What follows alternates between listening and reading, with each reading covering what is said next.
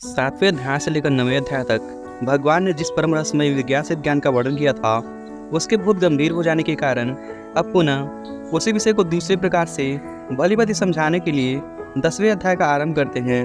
भगवान श्री कृष्ण बोले, हे महाबाहो अर्जुन, मेरे इस परम रहस्यमयी और प्रभाव युक्त वचनों को सुन जिसे मैं तेरे हित के लिए कहूँगा।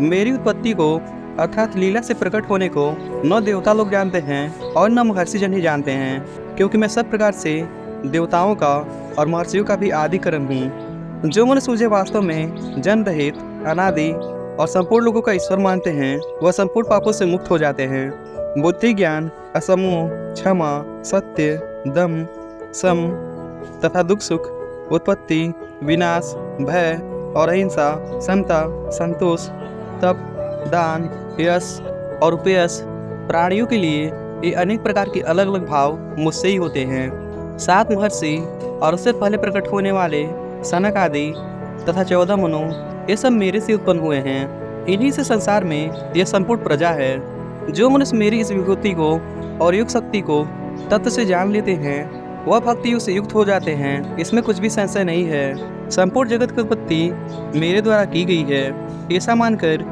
मुझसे श्रद्धा और प्रेम रखते हुए बुद्धिमान भक्त मेरा भजन करते हैं और सब प्रकार से मेरी शरण में होते हैं। हमेशा मुझ में अपना मन लगाने वाले और मुझ में ही अपने प्राणों को अर्पण करने वाले भक्तजन मेरी भक्ति की चर्चा के द्वारा आपस में मेरे प्रभावों को जानते हुए तथा गुण और प्रभाव सहित मेरा कथन करते हुए निरंतर संतुष्ट होते हैं और मुझ वासुदेव में ही हमेशा लगे रहते हैं। उन नित्य निरंतर मुझ में लगे हुए और प्रेम पूर्वक मेरा भजन करने वाले भक्तों को मैं वह बुद्धि योग देता हूँ जिससे उनको मेरी प्राप्ति हो जाती है। हे अर्जुन, मैं अपने भक्तों के अंदर स्थित हुआ स्वयं ही उनके अंदर के अज्ञान युक्त अंधकार का तत्व ज्ञान के द्वारा नष्ट कर देता हूँ।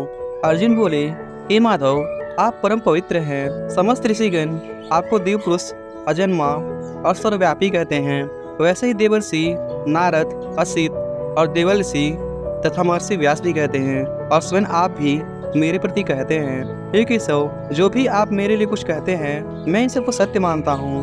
हे भगवान, आपके लीलामय स्वरूप को न तो दानव जानते हैं और न ही देवता। संपूर्ण प्राणियों को उत्पन्न करने वाले आप भूत भावन हैं। संपूर्ण प्राणियों और देवताओं का मालिक होने से आप भूतेश और देवादि देव हैं। संपूर्ण प्राणियों का पालन करने वाले आप जगतपति हैं और संपूर्ण पुरुषों में उत्तम होने से आप पुरुषोत्तम हैं। आपके प्रभाव को कोई नहीं जान सकता, आप स्वयं ही अपने आप को जानते हैं।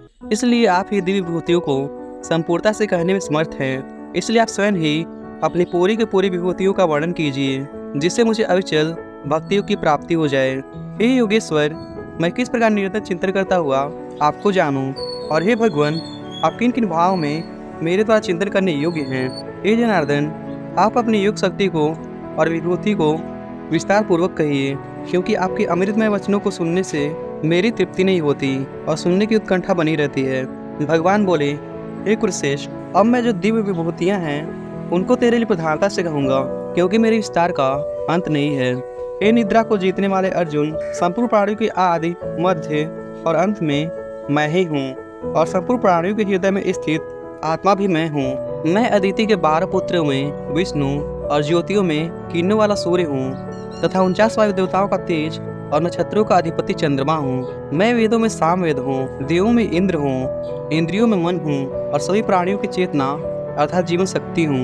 मैं 11 रुद्रों में शंकर हूँ और यश तथा राक्षसों में धन का स्वामी कुबेर हूँ। मैं 8 वसुओं में अग्नि हूँ और शिखर वाले पर्वतों में सुमेरु पर्वत हूँ।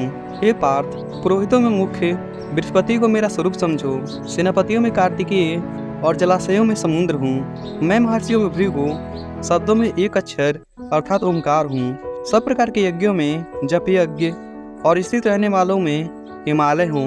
मैं सभी वृक्षों में पीपल का वृक्ष, देवर्षियों में नारद मुनि और सिद्धों में कपिल मुनि हूँ।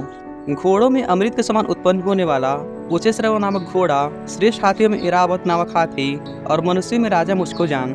मैं शस्त्रों में वज्र और गऊओं में कामधेनु हूँ। संतान उत्पत्ति हेतु कामदेव मैं हूँ और सर्पों में सर्पराज वासुकी हूँ। मैं नागों में शेष नाग और जलचरों का अधिपति वरुण देवता हूँ। पितरों में अरेमा नामक पितर तथा शासन करने वालों में यमराज हूँ। मैं दैत्यों में प्रहलाद और गणना करने वालों का समय हूँ। पशुओं में मृगराज और पक्षियों में गरुण हूँ। मैं पवित्र करने वाले में वायु और ससधारियों में श्री राम हूँ तथा मछलियों में मगर हूँ और नदियों में श्री भगीरथी गंगा जी हूँ।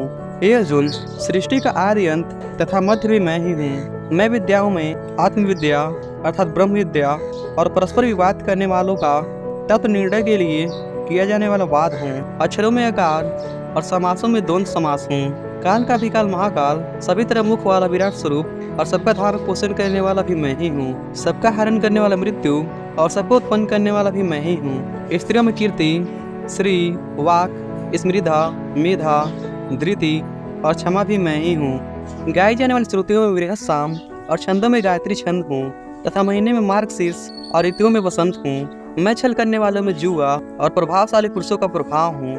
मैं जीतने वालों का विजय, निश्चय करने वालों का निश्चय और सात्विक पुरुषों का सात्विक भाव हूँ। विष्णुवंशियों में वासुदेव श्री कृष्ण और पांडवों में धनंजय भी मैं ही हूँ। मुनियों में वेद व्यास और कवियों में शुक्राचार्य हूँ। मैं दमन करने वालों का दंड नीति और विजय चाहने वाले की नीति हूँ। मैं गोपनीय भावना का रक्षक और ज्ञानवानों का तत्व ज्ञान हूँ।